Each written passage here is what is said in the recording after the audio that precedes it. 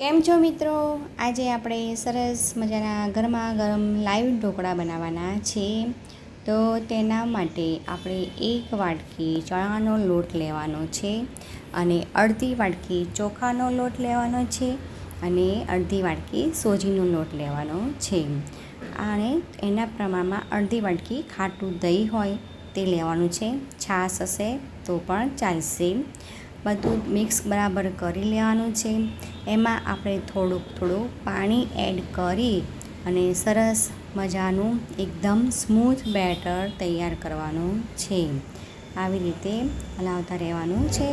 એટલે સરસ મજાનું સ્મૂથ બેટર કરાવવાનું છે. જો પાણીની જરૂર પડે તો ફરીથી આપણે પાણી નાખવાનું છે. પાણી એકદમ નથી નાખવાનું, ધીમે ધીમે પાણી નાખવાનું છે. આવી રીતે બેટર તૈયાર થઈ જાય પછી આપણે એને 10 મિનિટ સુધી ઢાંકી દેવાનું છે. એટલે થોડી ખટાશ પકડાઈ જાય.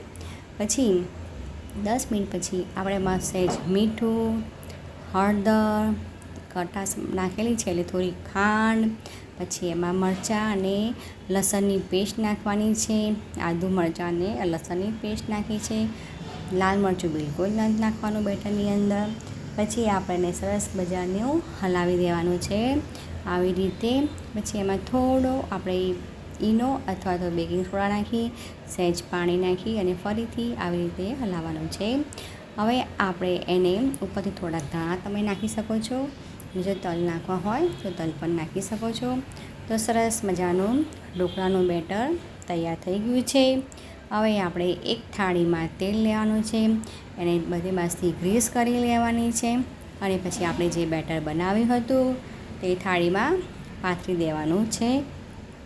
પછી આવી રીતે પાથરી દીધા પછી તમારે એની ઉપર સહેજ લાલ મરચું એટલે કે પાણી ગરમ કરવા મૂકવાનું છે. એની ઉપર સ્ટેન્ડ મૂકી અને થાળી મૂકવાની છે અને એની ઉપર આપણે લાલ મરચું અને થોડાક ઉપરથી તલ પણ પાથરી દઈશું.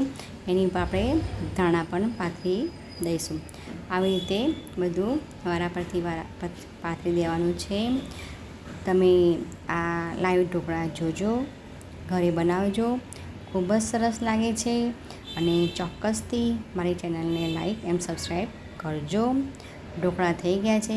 15 મિનિટ પછી આપણે ચેક કરી લેવાનું તો અને ચપ્પાની મદદથી જોઈ લેવાનું તો આપણા ઢોકળા સરસ મજાના તૈયાર થઈ ગયેલા છે. હવે આપણે એને ચપ્પાથી અથવા તો તાવેતાની મદદથી આડા અને ઊભા કાપી લેવાના છે. તો સરસ મજાના તમારા ગરમા ગરમ ઢોકળા તમે તેલ અથવા ચટણી સાથે ખાઈ શકો છો.